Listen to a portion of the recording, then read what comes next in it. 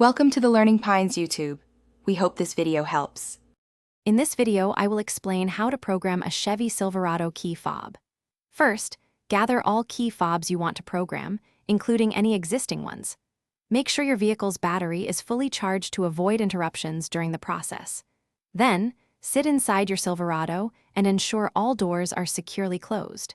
This initial setup is crucial for a smooth programming experience, so take a moment to confirm these steps before proceeding. Now, let's get your Silverado into programming mode. Insert your key into the ignition and turn it to the on position, but do not start the engine. While holding down the door unlock button on the driver's side door panel, turn the key from on to OFF 2 times. This sequence helps the vehicle recognize your intent to program a new fob. Keep that unlock button pressed until instructed otherwise. Once the doors lock and unlock, you can release the door unlock button on the panel. This indicates your Silverado is ready to learn the new key fob. Now, take the key fob you wish to program and simultaneously press and hold both the lock and unlock buttons. Continue holding these buttons until you hear the doors lock and unlock once more. This confirms the key fob has been successfully programmed to your vehicle.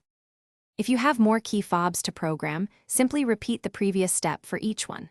Once all fobs are programmed, turn the ignition key to the OFF position to exit programming mode. Test each key fob to ensure it functions correctly with your Silverado. For a truly effortless home, check out the Shark AI Ultra Robot Vacuum. It's voice-controlled, self-emptying, and pet-friendly. Find the link in the description below, along with other great deals. Thanks for watching. Consider subscribing if we helped you.